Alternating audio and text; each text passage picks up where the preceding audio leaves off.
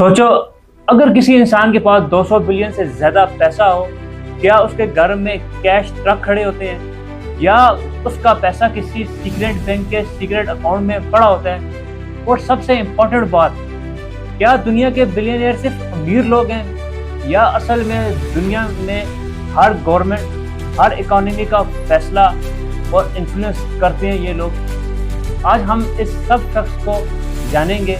Video को and तक जरूर देखिएगा। बिलियनियर का पैसा कैश नहीं होता। सबसे पहले एक मिथ को क्लियर करते हैं। दुनिया के बिलियनियर के पास उनकी टोटल वेल्थ का कैश शक्ल में पैसा बहुत कम होता है।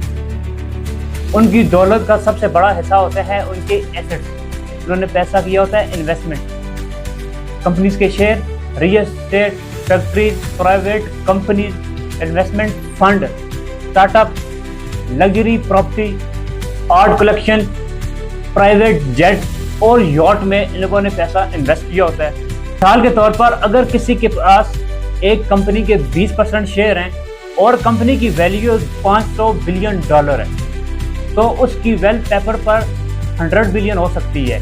लेकिन इसका मतलब ये नहीं है कि उसके बैंक के अकाउंट में 100 मिलियन कैश पड़े हों।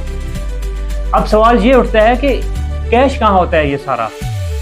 हर बिलियनियर कुछ कैश जरूर रखता है, लेकिन टोटल वेल्थ का बहुत कम हिस्सा ये कैश फॉर्म में रखते हैं। लेकिन daily business, emergency, investment, opportunities के लिए ये रखते हैं। उसके लिए इनको बहुत कम अमाउंट रखते हैं। बाकी पैसा इन्वेस्टमेंट और एसेट्स में लगा होता है ताकि वेल्थ ग्रोथ करती रहे।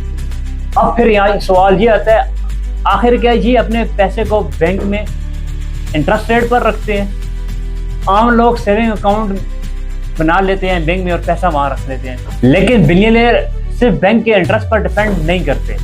वो स्टॉक पर, private property, bonds, virtual capital, infrastructure, technology companies में अपना पैसा इन्वेस्ट करते हैं, जहां से उनकी जो वेल्थ है वो डे बाय ग्रोथ करती जाती है, जिस वजह से उनको ये इंटरेस्ट से ज्यादा ये कंपनीज प्रॉफिट दे जाती हैं।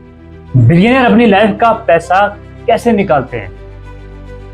ये बहुत इंटरेस्टिंग फैक्ट है। कई बिलियनियर अपने शेयर बेचकर उन शेयर को ज़िमनी बनाकर बैंक से $1 बिलियन का लोन ले लेते हैं अपना स्टेटस मेंटेन करने के लिए।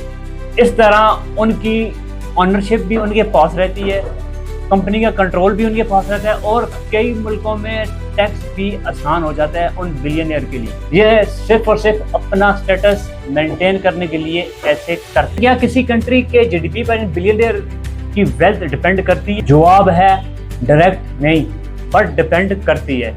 जीडीपी का मतलब होता है कि एक साल में कंट्री में कितनी गुड और सर्विसेज प्रोडक्ट की ग्रोथ हुई है या डिफॉल्ट हुई है।